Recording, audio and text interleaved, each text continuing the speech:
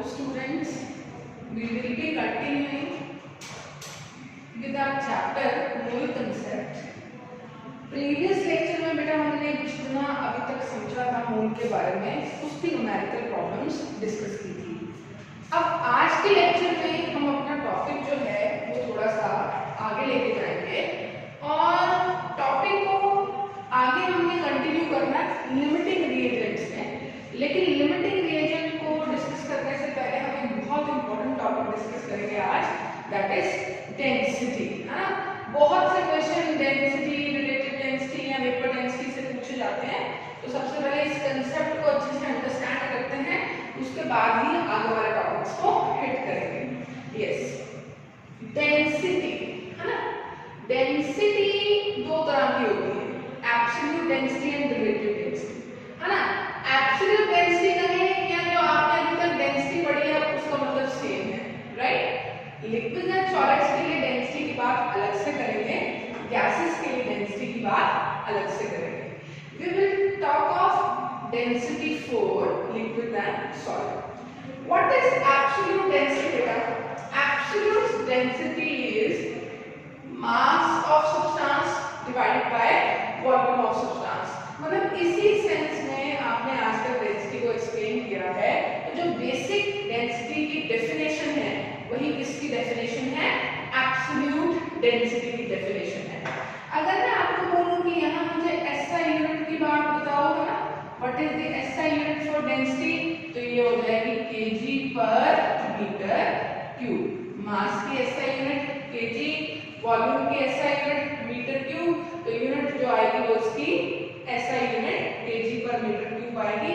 लेकिन जो इसकी पॉपुलर यूनिट होती है जो हम यूज बहुत ज्यादा करते हैं, दैट इज ग्राम पर सीसी, ग्राम पर सेंटीमीटर क्यूब, या इसे ग्राम पर ml भी कहते हैं।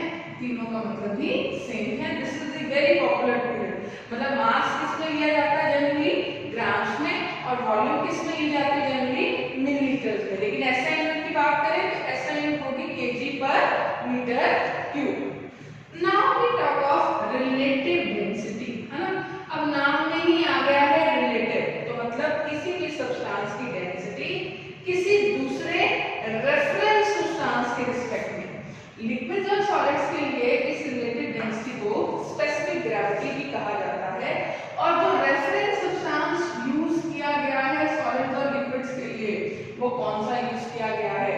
वाटर यूज किया गया है। वाटर की डेंसिटी एट 4 डिग्री सेल्सियस। मतलब density of any substance, density of any substance with respect to density of water at 4 degrees Celsius. This is called relative density or specific gravity of the substance. This is density of substance divided by density of water at 4 degrees Celsius. You all know density of water at 4 degrees Celsius is 1 gram per ml. So the relative density of substance is actually the absolute density. तो मतलब liquids और solids के लिए absolute density और relative density almost क्या है? same. जब आपका reference क्या रह रहा है? density of water at 4 degrees Celsius whose value is 1 gram per ml. अगर मैं बात करूँ relative density की, तो relative density की जो unit है it is unitless or it is dimensionless. Yes, specific gravity is dimensionless. Specific gravity की कोई भी dimension नहीं होती है। तो दोबारा समझें, absolute density mass per unit volume, relative density को solids और liquids के लिए specific gravity भी कहा जाता है। That is defined as density of any substance with reference to density of water at 4 degree Celsius, and density of water at 4 degree Celsius is 1 gram per ml. So unless until our reference is water, relative density and absolute density for solid and liquids is similar, right? इससे ज़्यादा important discussion जो है बेटा वो हमारे लिए gases की density और relative density से है। गैसेस के लिए डेंसिटी कैसे डिफाइन करते हैं? वही दो तरह की डेंसिटी डिफाइन करेंगे, absolute density and relative density.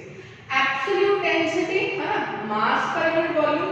तो गैसेस के लिए कहा जाता है, गैसेस की एब्सोल्यूट डेंसिटी का मतलब है molar mass of gas divided by molar volume. एक मोल गैस का मास डिवाइडेड बाय एक मोल गैस का वॉल्यूम, ये जो रेशियो आता है गैसेस के लिए, इसे ही बच्चों गैसेस की एब्सोल्यूट डेंसिटी जो है वो बोला जाता है।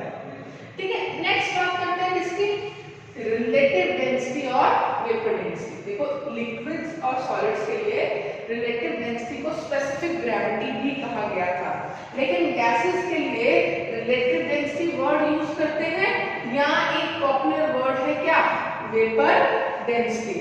तो vapour density of any gas का मतलब यही है गैस की रिलेटिव डेंसिटी। अब रिलेटिव डेंसिटी किसी रेफरेंस के रिस्पेक्ट में आती है। लिक्विड्स और सॉलिड्स के लिए बच्चों रेफरेंस क्या लिया था, वाटर की डेंसिटी एट 4 डिग्री सेल्सियस, लेकिन गैसेस के लिए जो रेफरेंस लेते हैं वो किसको लेते हैं, हाइड्रोजन गैस को लेते हैं।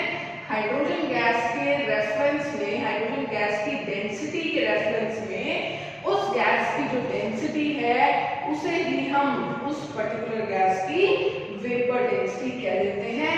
तो मेजरली वेपर डेंसिटी और relative density of any gas is density of gas divided bye density of hydrogen gas. Now density of gas को क्या कह सकते हैं, molar mass of gas divided by volume of gas है ना, this is density of gas, molar mass of gas divided by volume of gas, this is density of gas. और इसको मैं क्या लिख सकती हूँ, density of hydrogen gas, molar mass of hydrogen gas divided by molar volume of hydrogen gas. So this is vapor density of any gas, density of gas divided by density of hydrogen gas. Now first lecture में, second lecture में हमने एक hypothesis discuss की थी और इस hypothesis को हम कहते थे Avogadro's hypothesis। Avogadro's hypothesis क्या कहती थी कि अगर आपने दो अलग-अलग गैसेस को सेम टेम्परेचर और प्रेशर की कंडीशंस में दिया हुआ है, दो अलग-अलग गैसेस को सेम टेम्परेचर प्रेशर पर लिया हुआ है, तो उनके एक मोल जो वॉल्यूम ऑक्यूपाई करेंगे वो क्या होगा, सेम होगा, या same moles same volume occupy करेंगे। अब ये मोलर वॉल्यूम है, मतलब एक मोल गैस का वॉल्यूम, और ये भी क्या है, एक मोल हाइड्रोजन गैस का वॉल्यूम, और दोनों गैसेस को हमने सेम टेम्परेचर प्रेशर पे रखा है, तो सेम टेम्परेचर प्रेशर पर दोनों गैसेस के एक मोल का वॉल्यूम क्या होगा, सेम, सेम कैंसिल हो जाएगा। तो वेरी इंपॉर्टेंट रिलेशन जो निकल के आया हमारे पास वो क्या है कि vapour density of any gas is actually equal to molar mass of that gas divided by molar mass of hydrogen gas. Now you all know molar mass of hydrogen gas is 2. तो हम सीधा ही एक conclusion पे आ सकते हैं कि अगर आपको किसी भी गैस का वेपर डेंसिटी बताना है तो you will just divide the molar mass of that particular gas by 2, right? तो दोबारा रिवाइज करते हैं, एब्सोल्यूट डेंसिटी जो होती है किसी भी गैस की वो किसके बराबर होती है बच्चों, molar mass by molar volume. Relative density या वेपर डेंसिटी किसके बराबर होती है, vapour density of any gas is equal to density of gas by density of hydrogen gas. मतलब जो रेफरेंस सब्सटेंस आप गैसेस के लिए लेते हो वो कौन सी गैस लेते हो, हाइड्रोजन गैस लेते हो। डेंसिटी को मैंने मास बाय वॉल्यूम रखा गैस के लिए भी और हाइड्रोजन के लिए भी, और मोलर वॉल्यूम गैस और हाइड्रोजन की सेम होने की वजह से उसको कैंसिल कर दिया। वेपर डेंसिटी ऑफ गैस किसके बराबर आ गई, molar mass of gas bye molar mass of hydrogen gas. You all know molar mass of hydrogen gas is 2, so vapor density of any gas is equal to molar mass of that gas divided by 2. Now relative density can also be calculated with respect to other gases also, है ना। यहाँ जो कायदे से by default reference है है ना। By default the reference substance chosen is the hydrogen gas. लेकिन अगर मैं आपको कहूं कि मुझे बताओ vapour density of SO2 gas with respect to methane, है ना, सपोज इस तरह की कोई चीज पूछ ली, vapour density of SO2 gas with respect to methane, तो इसका मतलब ये आपसे पूछ रहा है density of SO2 by density of methane, right. अब आपको पता है मोलर वॉल्यूम्स इनका भी सेम होगा, तो ये एक्सप्रेशन निकल गया molar mass of SO2 bye molar mass of methane. आप सबको पता है SO2 का मास कितना होगा, सल्फर का 32, एक ऑक्सीजन का 16, वी आर हैविंग 2 ऑक्सीजंस, तो 32 plus 32 64 by 16, answer will come out to be 4, right. मतलब अगर मेंशन नहीं है तो बाय डिफॉल्ट रेफरेंस सब्सटेंस कौन सा है, हाइड्रोजन गैस। लेकिन अगर आपको पर्टिकुलर कह दिया गया कि इस पर्टिकुलर गैस की डेंसिटी, वेपर डेंसिटी निकालें इस पर्टिकुलर गैस के विद रिस्पेक्ट, तो आपने सिर्फ फॉर्मूला क्या लगाना है, molar mass of that particular gas divided by the molar mass of reference gas. So beta, this is the problem regarding density of solid liquids and density of gases. अब हम कुछ numerical problems देखेंगे जो हमारे इस concept को और भी क्लियर कर देंगे कि किस तरह की प्रॉब्लम्स हैं जो डेंसिटी रिगार्डेड हमसे पूछी जा सकती है। तो let us have a try. हाँ जी बेटा, the very first question is density of ozone, density of ozone related to methane, है ना, density of ozone related to methane under the same temperature and pressure condition, है ना। तो क्या कहेंगे कि density of ozone with respect to density of methane, ये पूछा आपसे ozone, sorry O3, density of ozone related to density of methane। और हमको पता है कि ऐसी प्रॉब्लम्स में हम सीधा क्या लगाते हैं, molar mass of ozone with respect to molar mass of methane. Same temperature pressure की कंडीशन है तो मोलर वॉल्यूम्स क्या रह जाएंगी, सेम, इसलिए density of ozone with respect to density of methane का फार्मूला शॉर्ट हो जाएगा and it will become molar mass of ozone by molar mass of methane. Now mass of one oxygen is 16, 3 oxygen, molar mass of ozone is 48. Molar mass of methane is carbon का molar mass 12, hydrogen का molar mass 4, A का 1, 4 का 4, तो 12 plus 4 it is 16, तो it is 48 by 16, तो 48 by 16 directly means your answer is 3. So our answer to this very question is 3. Very easy problem, है ना। किसी भी गैस की डेंसिटी पूछ सकता है किसी दूसरे गैस के रिस्पेक्ट में, तो जब भी ये चीज आए प्रेशर टेम्परेचर कंडीशन सेम हो तो आपका फॉर्मूला बन जाएगा molar mass of that particular gas divided by molar mass of the reference gas. तो answer to our very first question is 3, right. Now moving on to second question, again a good question and the concept of lecture 2 will replicate here. See how हमसे पूछ रखा है vapour density of a gas, एक particular gas की vapour density पूछ रखा है और उसकी डेंसिटी आपको एनटीबी पर बता रखी है। क्या आपको किसी गैस का रेफरेंस दे रखा है कि गैस की वेपर डेंसिटी किसके रिस्पेक्ट में निकालनी है, नहीं दे रखा, तो हमारा बाय डिफॉल्ट रेफरेंस कौन होता है, हाइड्रोजन गैस। तो एक चीज तो बड़ी क्लियर होनी चाहिए कि इस गैस की जो वेपर डेंसिटी है वो किसके बराबर होनी चाहिए, molar mass of that gas divided by molar mass of hydrogen gas, और हाइड्रोजन गैस का मोलर मास क्या है 2। इसका मतलब अगर हमें इस गैस का मोलर मास पता लग जाए, अगर हमें इस गैस का मोलर मास पता लग जाए तो हम इस गैस की वेपर डेंसिटी निकाल सकते हैं।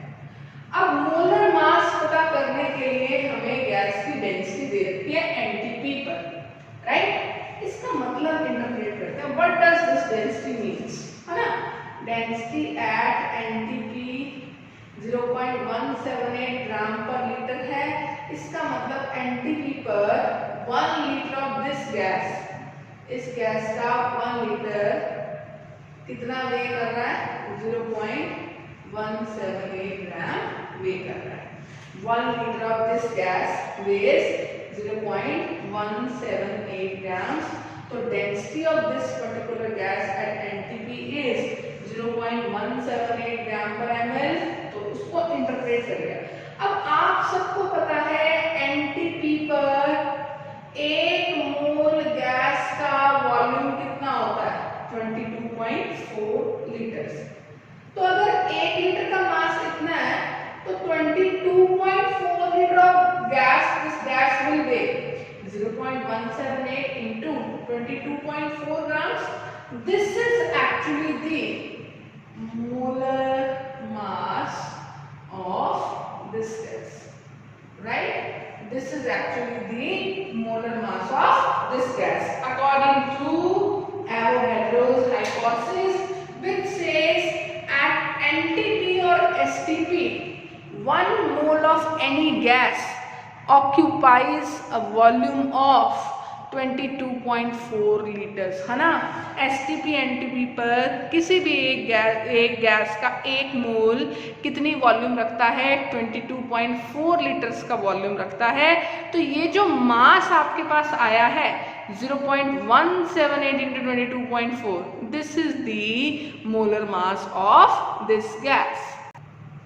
So beta, on multiplying this 0.178 by 22.4, here the molar mass comes out to be 3.98 grams almost, है ना। तो यहाँ वैल्यू प्लेस करते हैं 3.98 by 2. This is the vapor density of this gas. This approximately comes out to be 2. So the answer to this question is again D. So density of ozone, the density of this gas, vapor density of this gas, if density of the gas at NTP could be calculated as, फंडा क्या लगाया, NTP पर जो density दे रखी है उससे एक particular volume का मास आ जाएगा।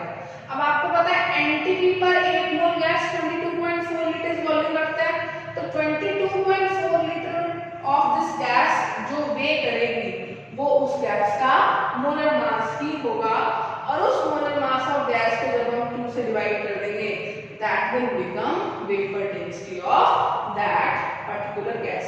सो बेटा ये दोनों क्वेश्चन गैसेस की वेपर डेंसिटी से थे।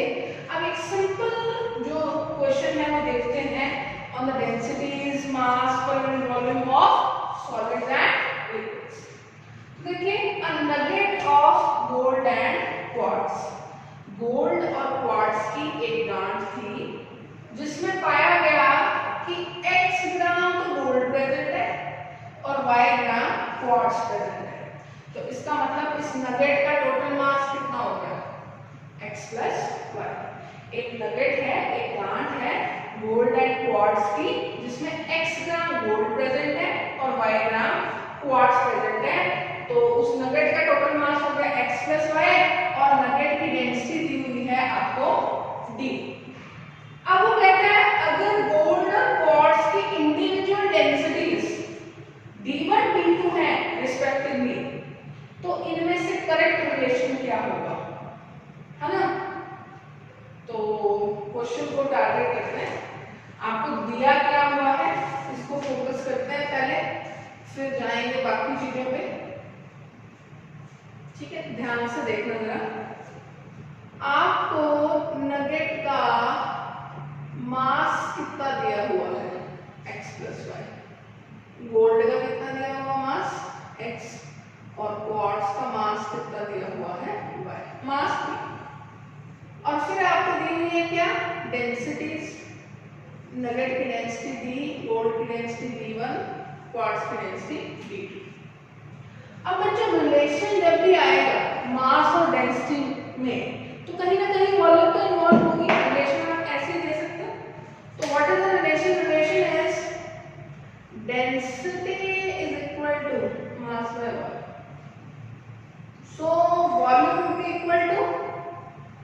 mass by density, and the total volume of this nugget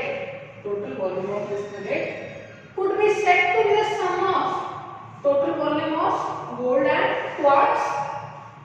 So volume of nugget is equal to, because both the things are solid, volume of gold plus volume of quartz.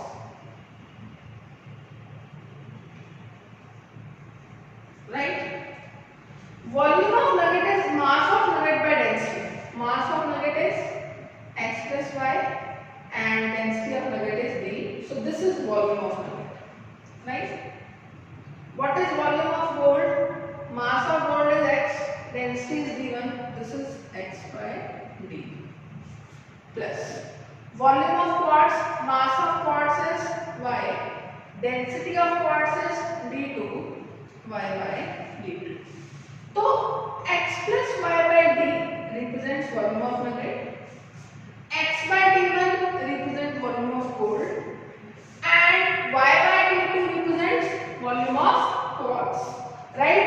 And this thing is very true because the total volume of nugget would be equal to the sum of the volumes of gold and quartz. So the answer to this very question would be this. यहाँ क्या problem है? d1 लिखा हुआ है ना, x bye, हाँ इसको d1 लिखो और इसको d2 कर दो। यहाँ दोनों जगह d1 लिखा हुआ है, यहाँ मल्टीप्लिकेशन में डाला हुआ है, मास इनटू डेंसिटी है ना, mass into density is nothing, right? x plus y by d plus x by d1 plus x by d2 कुछ भी नहीं बना ये, तो this expression is also meaningless. So your right answer to this question is C. ठीक है? दो तीन प्रॉब्लम्स बेटा और देखते हैं रिगार्डिंग मिक्सचर्स की वेपर डेंसिटी, कि आपके पास गैसेस का मिक्सचर है उसकी वेपर डेंसिटी आप कैसे डिटरमाइन कर सकते हैं. लेट अस सी. हाँ जी बच्चे, the question says find the vapor density of a mixture containing, है ना, क्वेश्चन है इस पर, the question is on vapor density of mixture. Find the vapor density of mixture containing an equal number of moles of methane and ethane. तो mixture का composition क्या है? Mixture में मीथेन और इथेन के इक्वल नंबर ऑफ मोल्स हैं eight STP. STP का मतलब फिर से टेम्परेचर प्रेशर दोनों गैसेस के लिए क्या है?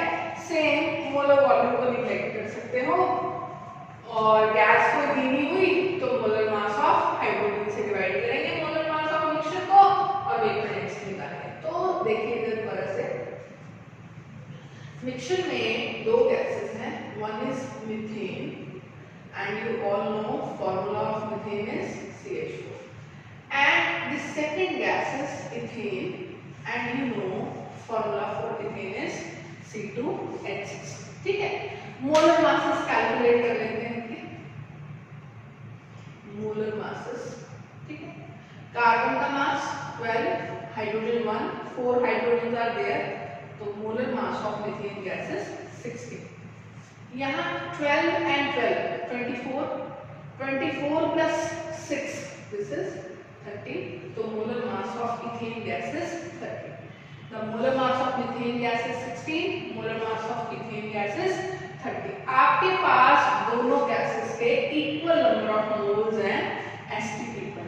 मतलब अगर मैं इस मिक्सचर का एवरेज मोलर मास निकालना चाहूँ, average molar mass of mixture, ठीक है, तो मान लिया इसके भी x मोल्स हैं और इसके भी x मोल्स हैं, तो टोटल मास ऑफ मिक्सचर क्या हुआ? 16x plus 30x divided by total moles. Total moles कितने हो गए? 2x. अगर इसके भी x मोल्स थे, इसके भी x मोल्स थे, तो इसके x मोल्स की वजह से इसका मास कितना आया? 16 into x. इसके भी x मोल्स थे, तो इसके x मोल्स की वजह से मास कितना आया? 30 into x. Total mass mixture का कितना हो गया? 16x plus 30x divided by total moles 2x. तो ये आपके पास हो गया 46x by 2x, तो ये आपके पास आ गया 23। तो average molar mass of this mixture is 23। तो what would be the vapour density of this mixture? Vapor density of this mixture would be density of mixture by density of hydrogen gas.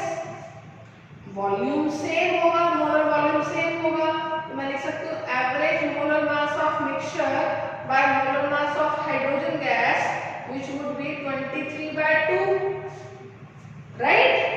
सो हमारा इस question का जो answer आ जाएगा बेटा वो कितना आ जाएगा 11.5 डायमेंशनलेस, है ना? वेपर डेंसिटी ऑफ मिक्सचर या वेपर डेंसिटी इज डायमेंशनलेस। तो बेटा हमने किया क्या, जब भी आपको मिक्सचर्स की वेपर डेंसिटीज पूछी जाए आपने कुछ नहीं करना, आपने उस मिक्सचर का एवरेज मोलर मास निकालना है by applying simple mathematical average formula. Average mass निकालना है, उस एवरेज मास को फिर आपने किससे डिवाइड करना है? हाइड्रोजन के मोलर मास से, which is 2. This is how you can solve the problems related to vapor density of mixtures. ठीक है? Moving on to the next problem that is again related to the mixture of gases. This time we are having 3 oxides of nitrogen, this and this. N2O nitrous oxide, NO2 nitrogen dioxide and N2O3 dinitrogen trioxide. All these are mixed in a molar ratio of 3:2:1. All the 3 are mixed in a molar ratio of this with this. आपको क्या find करनी है? Vapour density of the mixture. Same problem, बस इस बार 3 gases हैं, पहले वाले question में 2 गैसेस थी। टारगेट करते हैं इस क्वेश्चन को भी हम। Just see,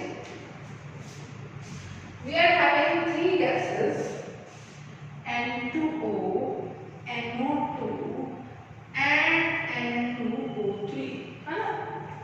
In the molar ratio 3:2:1, right? Let इसके 3 मोल्स हैं हमारे पास, इसके 2 मोल्स हैं और इसका 1 लेट, है ना? Because the molar ratio for all the 3 would be this. ठीक है? Now what would be the average molar mass of mixture? ठीक है? उसके लिए हमें इनके एक्चुअल मोलर मासेस चाहिए। मोलर मासेस निकालते हैं। नाइट्रोजन का मोलर मास बेटा 14, 2 नाइट्रोजन 28, 28 प्लस 16, है ना? 28 प्लस 16, तो 28 प्लस 16 इज 44, तो N2O का मोलर मास 44। N14 एक ऑक्सीजन का 16, 2 ऑक्सीजन का 32, तो 32 plus 14 this is 46, right? 32 plus 14 this is 46, right? ठीक है? नाउ दिस इज 28 प्लस 48, है ना? 76. Now the calculation will be like 3 into 44, ना? 1 मोल का मास 44 है, 3 मोल्स का 3 into 44 plus 2 into 46 plus 1 into 76 divided by total moles. Total moles are 2, 3 plus 2 plus 1, that is 6. Total moles are 6. तो इनको सम करके आपने 6 से डिवाइड कर देना है, और जैसे हम 6 से डिवाइड कर देंगे हमें क्या मिल जाएगा बेटा? हमें मिल जाएगा average molar mass of the mixture. So बेटा जब हम सॉल्व करेंगे तो this would be 3 into 44, this would be 132 plus 92 plus 76 divided by 6. 132 plus 92 plus 76, this is 300, and 300 by 6 is 50. So the average molar mass of the system comes out to be 50. So vapor density of this mixture will be average molar mass of this mixture divided by 2. So the vapor density of this gaseous mixture comes out to be 25. So this is all about density and vapor density of gaseous system and gaseous mixtures.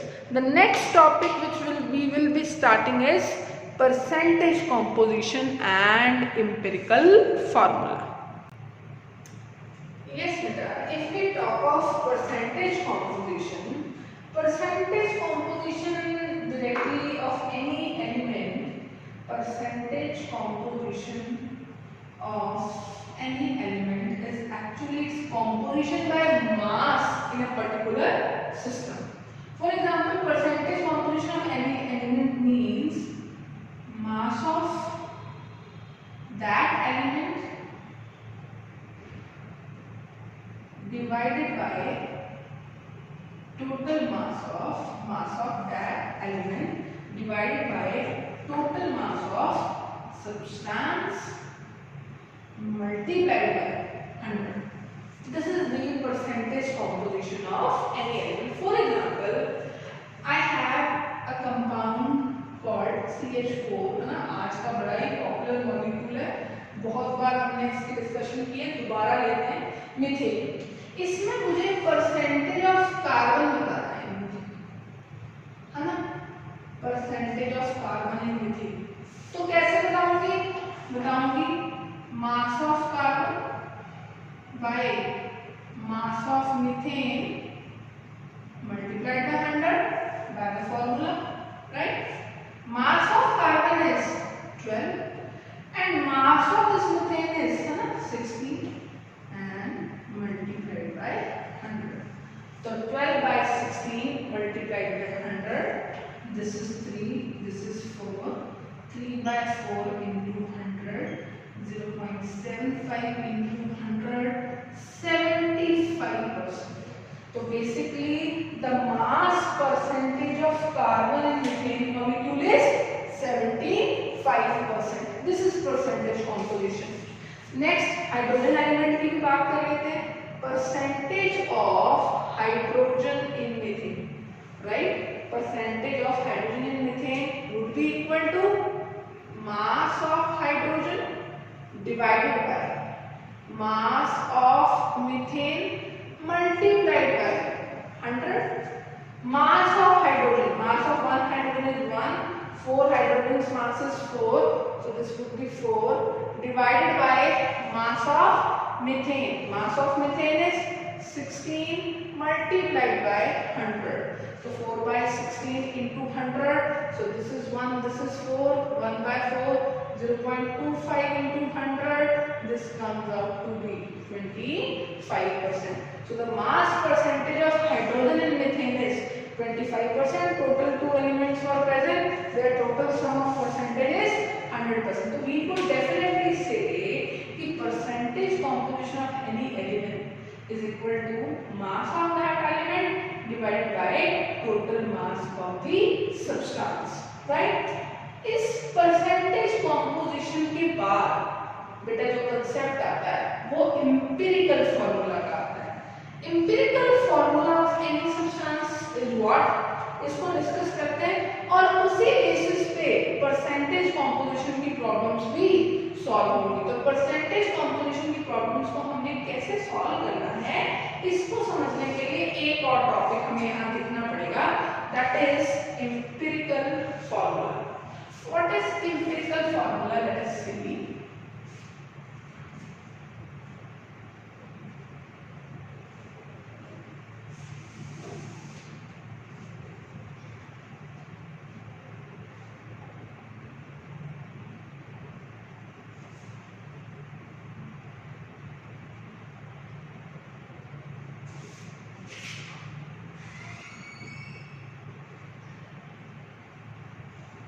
Yes.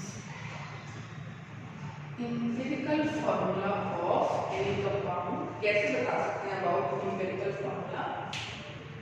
Actually एक statement लिखती हूँ जिससे empirical formula का concept काफी हद तक clear हो जाएगा।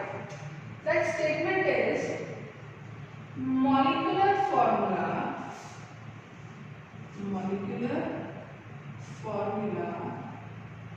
is an integral multiple of molecular formula is an integral multiple of empirical formula। मतलब एम्पिरिकल फॉर्मूला को अगर हम किसी एक इंटीग्रल नंबर से मल्टीप्लाई करते हैं तब जाके हमें क्या मिलता है? Molecular formula. तो इसका मतलब हम कह सकते हैं कि the simplest ratio of atoms, the simplest ratio of atoms in a molecular formula is its empirical formula। कहने का मतलब एक एग्जांपल से समझते हैं कि फॉर एग्जांपल मेरे पास एक कंपाउंड है बेंजीन, राइट? फॉर एग्जांपल मेरे पास एक कंपाउंड है बेंजीन। इस बेंजीन का मॉलिक्यूलर फॉर्मूला क्या है? C6H6। इस बेंजीन का मॉलिक्यूलर फॉर्मूला क्या है? C6H6। C6H6 is the molecular formula of benzene. अगर मैं इसका सिंपलेस्ट रेशियो ऑफ एटम्स देखूं तो वो क्या 1:1 CH। तो मैं C6H6 को क्या लिख सकती हूँ?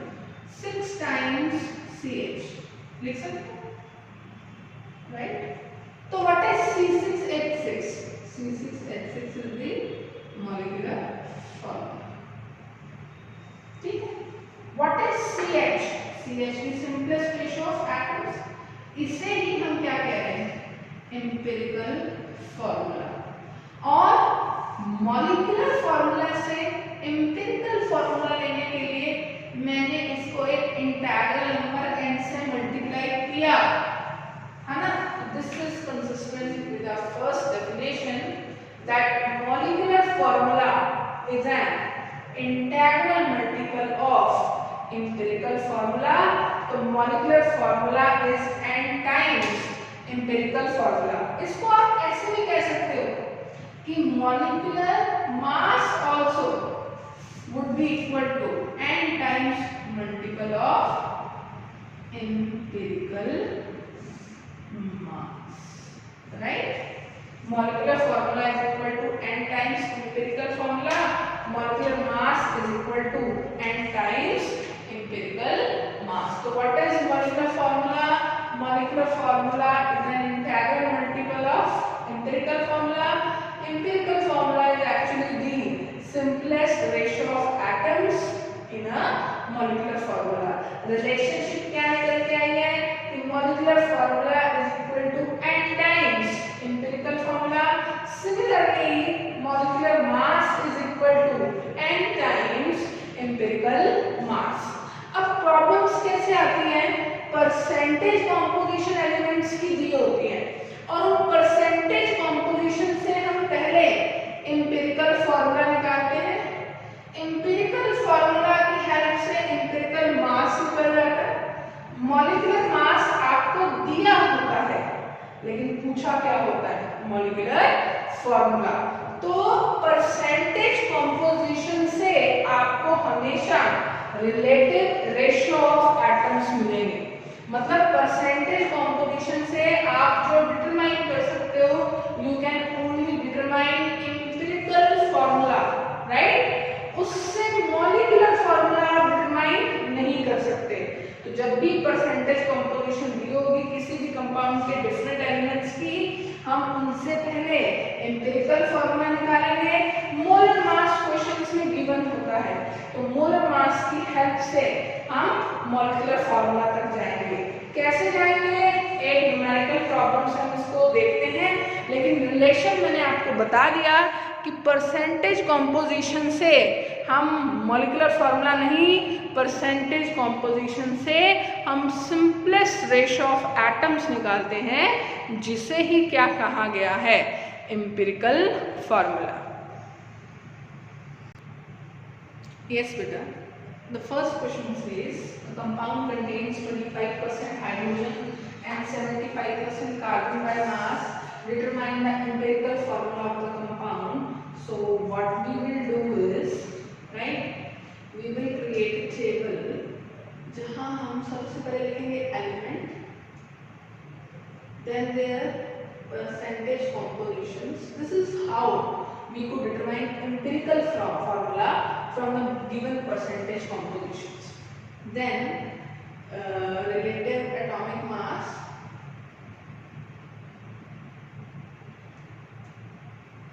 and then finally we will have number of atoms,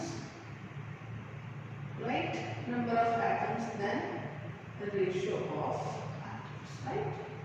So table देखने ध्यान से, सबसे पहले एलिमेंट देखेंगे कौन सा है, उस एलिमेंट की परसेंटेज कॉम्पोजिशन लिखेंगे, फिर रिलेटिव एटॉमिक मास नंबर लिखेंगे, फिर नंबर ऑफ एटम्स कितने हैं ये पता लगेगा, फिर एटॉमिक रेशियो पता लगेगा। कैसे पता लगेगा, ध्यान से देखें।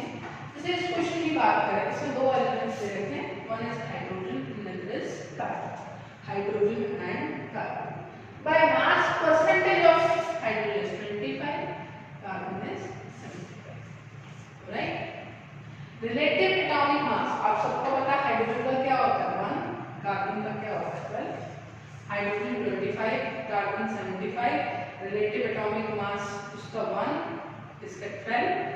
नंबर ऑफ एटम्स कैसे लिखेंगे, by dividing it with their atomic mass, number of moles आ जाएगा, वही नंबर ऑफ एटम्स है, अलग अलग नंबर से मल्टीप्लाई हो जाएगा, 75 बाय 12, ठीक है।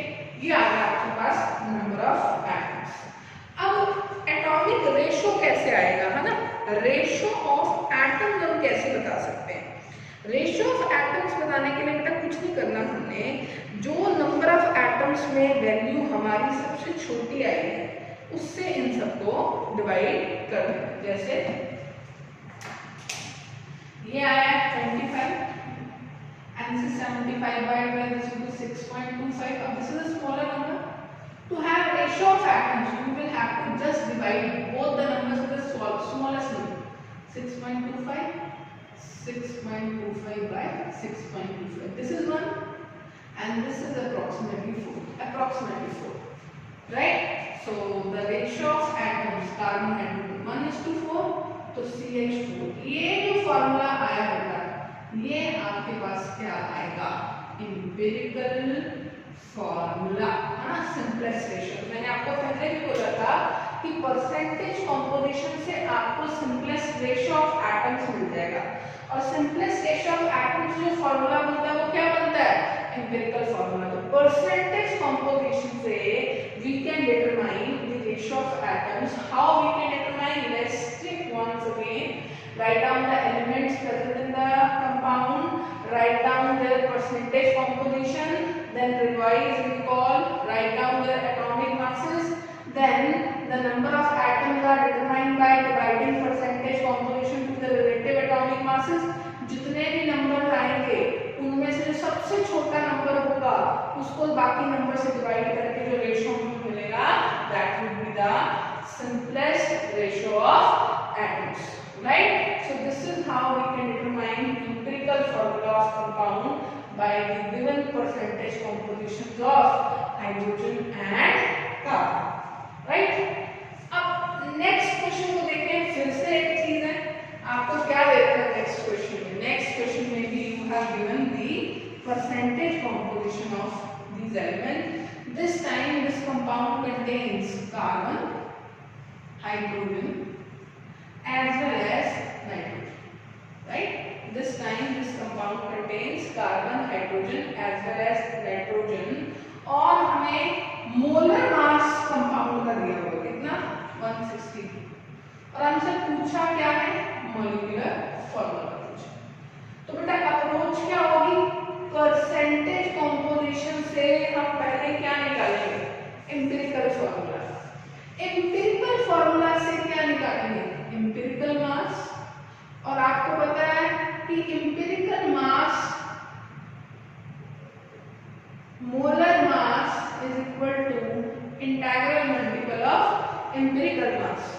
मोलर मास गिवन है, एम्पिरिकल मास आपको इससे पता लग गया, n आपको पता लग जाएगा by dividing molar mass and empirical मास।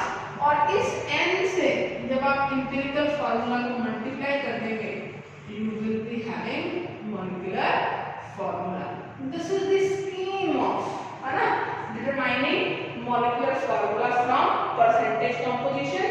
इसी तरह से परसेंटेज कंपोजिशन से पहले रेशियो ऑफ एटम्स लेके एम्पिरिकल फार्मूला देखेंगे, एम्पिरिकल फार्मूला से एम्पिरिकल मास पता लग जाएगा। मोलर मास गिवन है, मोलर मास को एम्पिरिकल मास से डिवाइड करेंगे, n पता लग जाएगा, n से इस फार्मूला को मल्टीप्लाई करेंगे तो हमें क्या पता लग जाएगा, we will be definitely having the molecular mass of the substance. ठीक है, now let us move to the calculations for the same. फिर से हम देखते हैं ये कैलकुलेशंस। Let's see.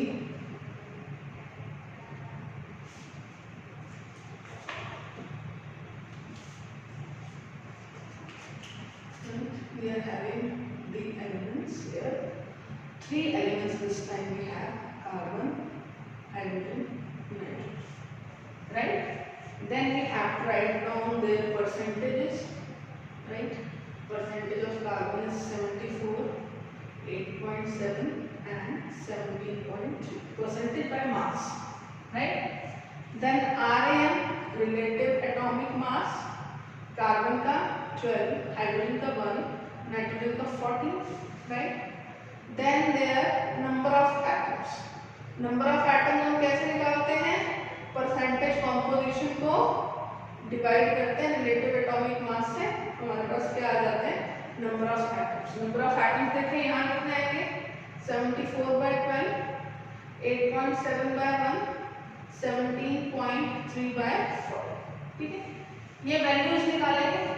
उसके बाद हमने लेना है atomic ratio, right? Atomic ratio लेने के लिए इनमें से जो सबसे स्मॉलेस्ट नंबर होगा उससे आपने इनको डिवाइड करना है। जो सबसे स्मॉलेस्ट नंबर होगा उससे आपने इनको डिवाइड करना है। तो जब हम इनको बेटा नंबर ऑफ एटम्स या एटॉमिक रेशियो लेना चाहेंगे तो ये एटॉमिक रेशियो हमारे पास आएगा, यहाँ आएगा 8.16, this would B 8.7 and this would B बचे 6 point something, let us C 1 point something, this is 1.1, this is 6.16 and this is 1.23. now atomic ratio में तो सबसे छोटा नंबर कौन सा है, 1.23, उस सबसे छोटे नंबर से तीनों को डिवाइड करें, 6.16 by 1.23, 8.7 by 1.23 and 1.23 by 1.23. 1.23 by 1.23 is 1, 8.7 by 1.123, है ना, 1.23, this comes out to be 7 and this comes out to be 5.